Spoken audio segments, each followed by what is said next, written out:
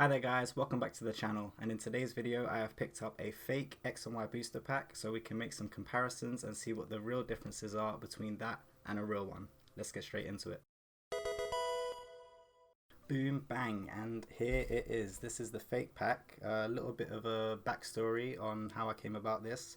I just happened to see it for, I think it was either £1.50 or £2 on eBay. It was sold as a fake pack, so it wasn't from a seller that was trying to, pull the wool over anyone's eyes. They said straight up, this is fake. It's been made by a third party, not genuine cards. But I still thought it would be good for me to pick up and get a real one, which I have here. This is a genuine Pokemon X and Y Evolutions booster pack, and we can make some comparisons, just to give you some tips on the kind of things that you should be looking out for when deciding if a booster pack is real or fake. So, first things first, you can tell straight away just by having a side-by-side comparison of these guys. There are some major differences. First of all, first thing I'll mention, the crimps. So this is the fake pack, just to, not get confused. If you're new, this might not be obvious. I'm sure to more, veteran collectors, the differences in this are just things you would spot straight away, but there's a lot of new people getting into the hobby, and we want them to have a fair shot when they're buying packs online, because with a lot more people getting into it, there's a lot more bad people getting into it and trying to make a quick buck off of it. So one thing to look for, the crimps. There's a huge difference. I'll try and get a nice close up here. Huge difference there between the cut on the crimps, even the positioning of where the crimping is happening. You can see down here at the bottom, 10 additional game cards has just been crimped straight over. Something that you don't get. I mean, maybe on like a misprinted pack it would be possible, but in general, there's your first red flag anyway. The second major thing that really stands out is the print quality and the positioning, as I already mentioned, of the lettering. The fonts, they've tried to keep it the same. It looks very similar. If you looked at one, you might not be able to straight away tell the difference, but especially when you have them side by side, there is a huge difference. Just in the quality, this has kind of got like red bleeding out. It's just the quality isn't quite there. It looks a bit low on quality, basically. As you can see, with the genuine pack, is very clean, high quality, and you can just tell, like with most of the points I'm going to make, having them side by side is a huge help. And it just baits out these little things that this is where the cost has been cut. They make these very cheaply. Obviously there's a lot more TLC that goes into making the genuine packs. That's why they are the genuine packs and why people love them. You can see the trading card game. That is even smaller difference. Like the X and Y Evolutions part is very different. Even the X and Y doesn't have the silver border around those letters. They just, didn't include it at all. With the trading card game, it's not as clear, but you can still see the white on trading card game is a lot more vivid. The colors pop a lot more, and these kind of just merge together. Doesn't look quite as nice, not as crisp, as clean.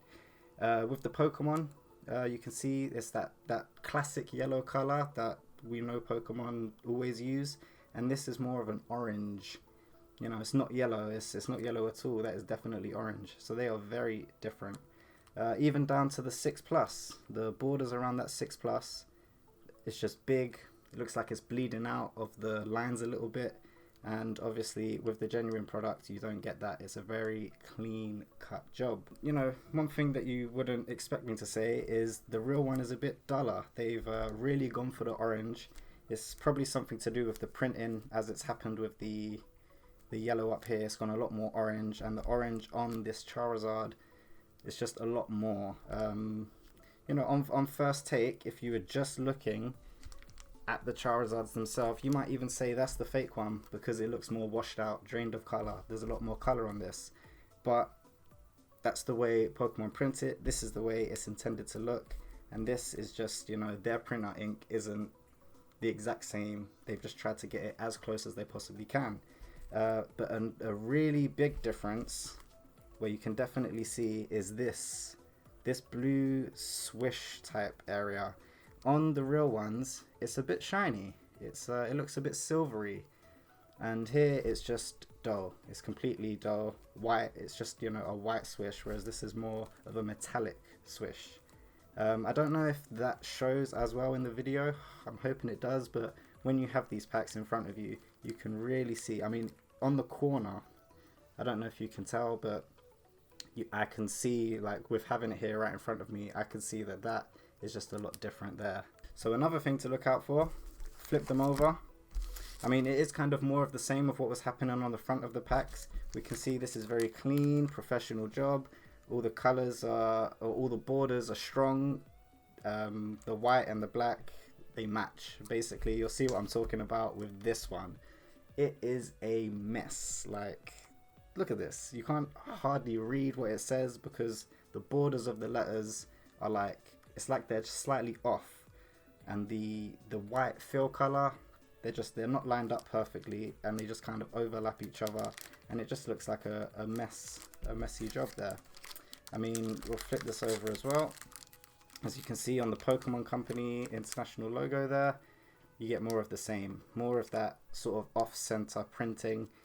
I'm not sure if this is the same for every pack, but there you go, a little box around the CE symbol that isn't on the genuine pack.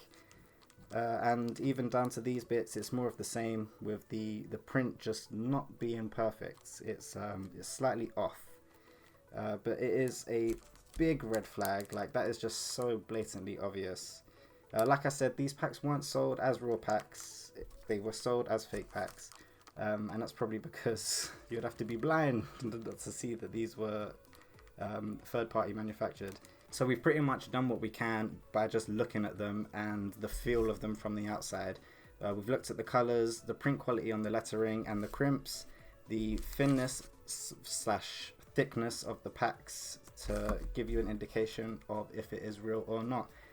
The only thing you can do apart from that is actually open them up and have a look inside to see if the cards themselves are real or fake. So let's do that right now. I'm going to start off with the real one. So this is a real genuine X and Y pack. So this is how it should look when you're opening up one of these. Chuck that off to the side. Code card, you might as well have that if you want that, if you're interested. We'll do it properly. You know, we'll do free from the back, card trick and everything, just to show you exactly how it would be on one of these pack openings. So we train the card. We get a Charizard Spirit Link, cool card, Charmeleon, Nidoran, Vulpix, Sandshrew, Ponyta, Magnemite, a Reverse Holo Farfetch'd, and Starmie as the rare card. No holo, that's a shame. It'd be good to have a holo to compare, if there is a holo in this pack, that is. So yeah, I'm going to go through this a little bit slower. Oh, another thing I didn't point out was this is misaligned. These kind of things can happen in the Pokemon factory, so I wouldn't put too much weight on this being a indicator of a real or fake pack. But obviously it's a fake pack and it is misaligned, something you would expect. So the X and Y didn't open as easily. I find with the X and Y packs, they do sort of just split open as soon as you put the smallest amount of pressure. They are ready to open, they want to be opened. And with this, I had to put a little bit more oomph in it. Now, some other sets do have a stronger material. They seem to change the material of the wrap on the packs, and some of them come apart easier than others, depending on the set. But with the X and Y, I always find it's very easy, and this one was a bit tough, so there's another red flag. Straight away, look at that. So we'll have our comparison. So that's what you see when you open up a genuine pack, and this is what you see with the fake pack. I mean, is it coming across on camera? This is very smooth. It's not reflecting too much light, whereas this is like a gloss. It's glossed over. The light kind of bounces off it. It looks cheap and nasty. Okay, let's see if they've bothered to do anything with the card trick. I wish I could give you the sensation of the feeling of the cards, because they are just, I don't know how to describe it, very slippery, very rubbery. Those are two opposites. But they don't feel the same. They don't feel real. We have a Growlithe, a Haunter, Diglett, a upside down Alakazam EX. So the card trick hasn't been observed for these fake packs, and it was upside down. Energy Retrieval, a Farfetch'd, a Caterpie, Full Hill, and Ghastly. Did we have the right amount of cards? 3, 4, 5, 6, 7, 8, 9 cards, even though the pack does state we get 10 additional game cards in there. Okay, so here are all the cards that I got from those 2 packs. These are the real ones and these are the fake ones. Obviously there's one less of the fake one, just because that's how it is. Oh, also a thing I didn't mention, there was no code card. So this is the code card from the real one. If you missed it, go and grab that. And there was not even a fake code card or any kind of replacement for that. So there was only 9 cards in that pack, where there should have been 11, 10 game cards and the code card. And in here we have the 10 game cards and 1 code card. So that would have gone some way to making that thinner versus thicker pack a reality as well. Unfortunately, there's no doubles, so I can't actually give you a side-by-side comparison, of an actual card. There was one, so we got Farfetch'd on both. This was a reverse holo, so it's not going to be a direct comparison, but we can still look at the printing of the actual fonts here on the lettering. And to be honest, it's not that different. To the untrained eye, you would never notice that. One place that I can see there is quite a bit of a difference is the font right here on this number 83 Wild Duck Pokemon. It's a completely different font. It's way off, really. On the description of the attacks, it's actually not all that different. I feel like they've done quite a good job of getting those to be quite similar. However, on the name of the attacks themselves, the font is very different. You can especially see it on the S's. Those S's are very different indeed. I have to say, actually, the quality of the pictures is way better than the quality on the pack on the outside. I mean, which is good, because when you're buying a pack, obviously, you're only looking at the outside until you get to open it, and by then it's too late. You've already bought it, I'm assuming. So yeah, from the outside, it was a lot easier to tell. However, the card itself is just, it has a gloss. That's the word I was looking for before. It's glossy. It has a shiny gloss on the outside, and the feel is very, you hear that? It's just flimsy, very cheap. These are, you can just feel it. You can hear that sound. Let me be quiet so you can hear it. Very deep. The 3 layers makes a deep sound, whereas this isn't making a sound now. There's no sound at all.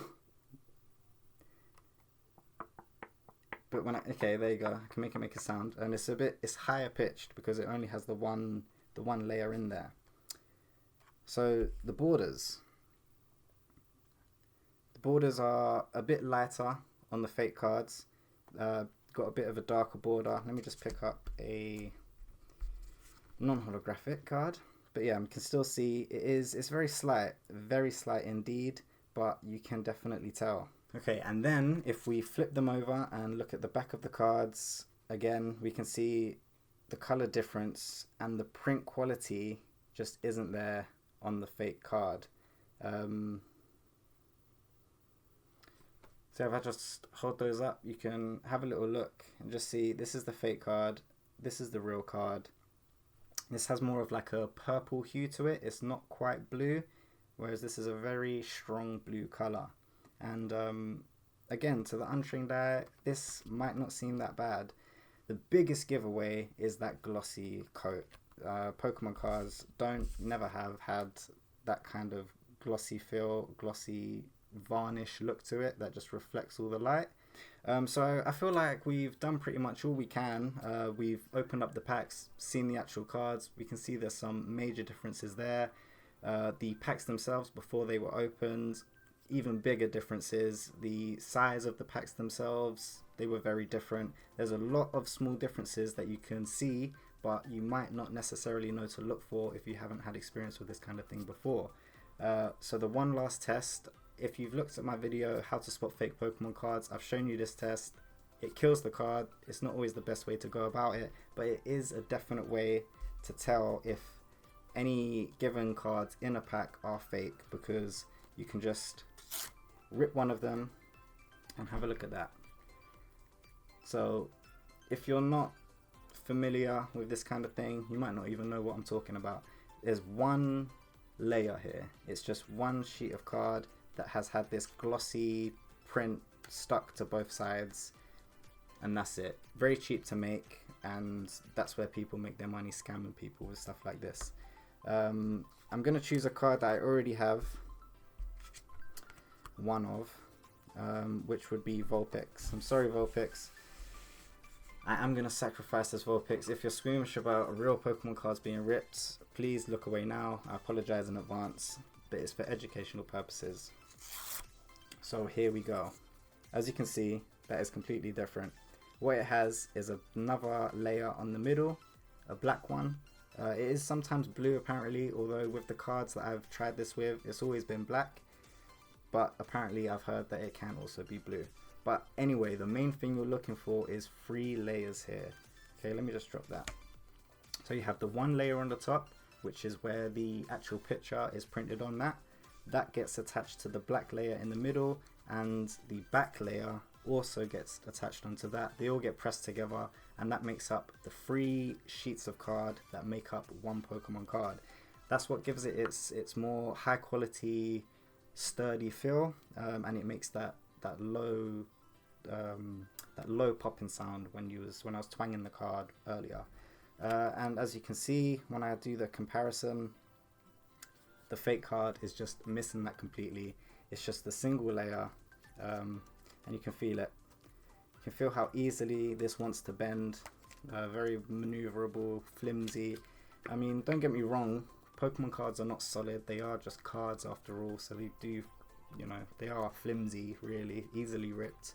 But when you have them in your hand, you can really feel the difference. How easily, like I'm putting in the same amount of force, and this one just folds over completely. This one puts up a little bit of a fight.